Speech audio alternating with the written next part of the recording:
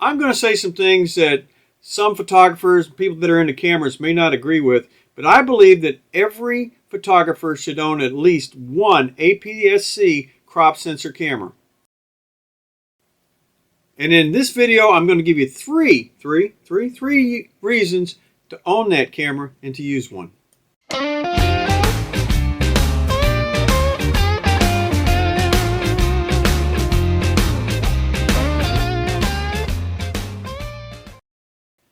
I'm Robert Maxfield. I'm a concert and music photographer in Dallas-Fort Worth, Texas, and welcome to Max Concert Photography, where we talk everything concert photography related. And lately, we've been talking a lot of general photography related to how it kind of works together.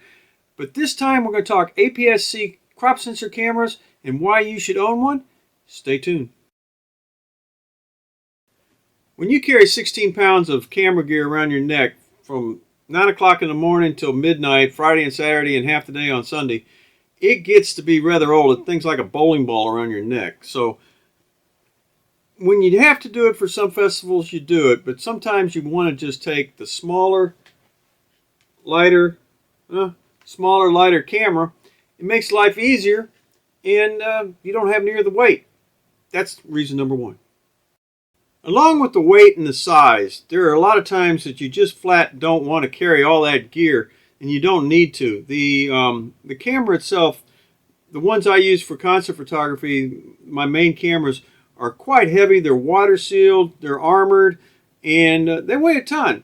But if you're going to take your kids to the zoo, you want to go on a vacation, you want to go street photography, you want to do stuff like that, you just want to take family pictures, let me tell you, the APS-C, a lot less weight, good picture quality, this is what you need.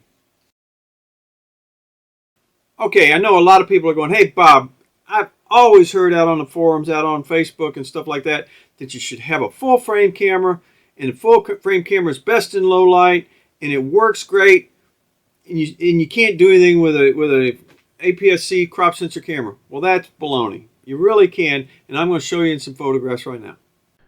This shot is of Susie Taylor at the Wiley Opry in East Dallas area, and it is shot with a Nikon D70S. The Nikon D70S is a 6.1 megapixel APS-C camera. The Wiley Opry is a small venue, probably holds 200 to 300 people. This shot is of Junior Boy Jones, and it is shot in Garland, Texas, Sounds of Summer, and it's an outdoor small festival, but the park it's in can hold 10,000 people, and it's done right about at dusk. And it's also shot with the Nikon D70S and same camera. Basically, also, it uses the same exact settings. Okay, I showed you the extreme. The D70S is 6.1 megapixels, so about the max you can blow it up within reason is 8.5 by 11, somewhere in there. And will a full frame camera do a better job? Yes, it will, but you can still get photographs out of it. Now what I'm going to show you is some regular run-of-the-mill photographs. Well, not really quite, but I'm going to show you some photographs that were taken with the D70-100, which is another crop sensor camera. And what can I tell you?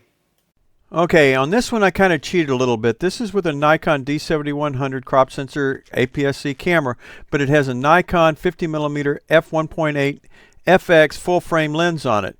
And you can see what it does.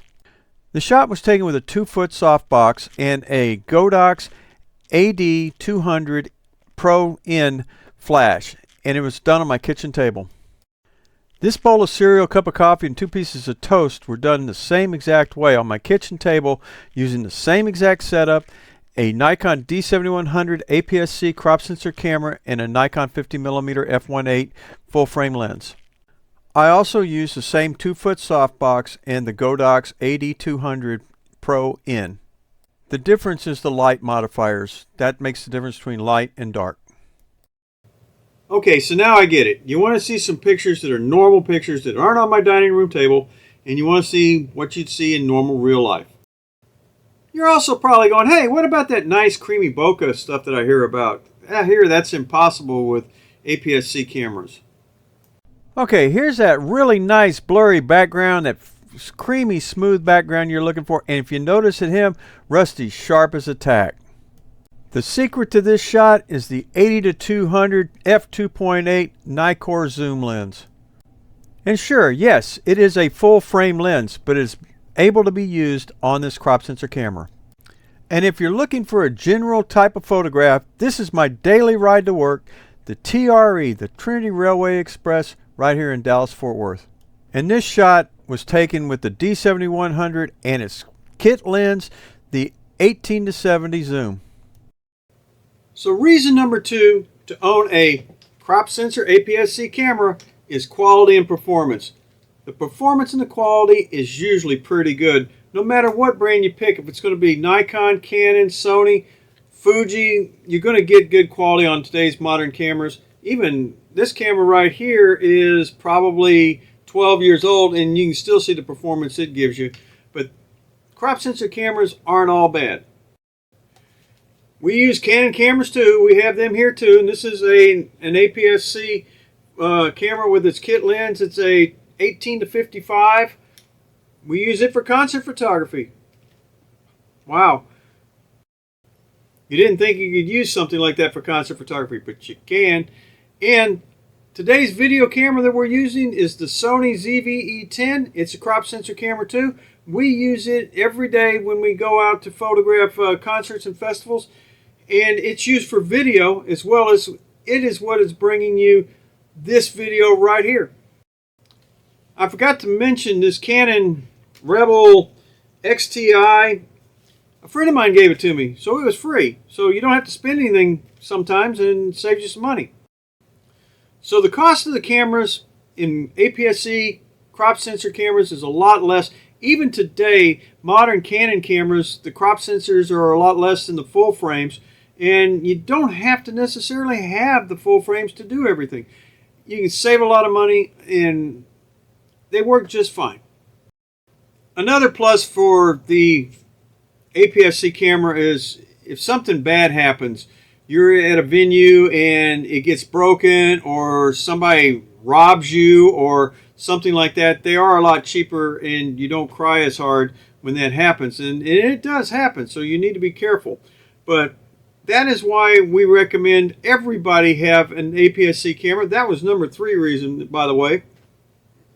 And we want to thank you for watching. We just about are there. We're like 8 or 9 people away from 1,000. So we appreciate you watching our videos. Like and subscribe. It helps us out tremendously. We're trying to break that 1,000 mark. And we'll see you next week.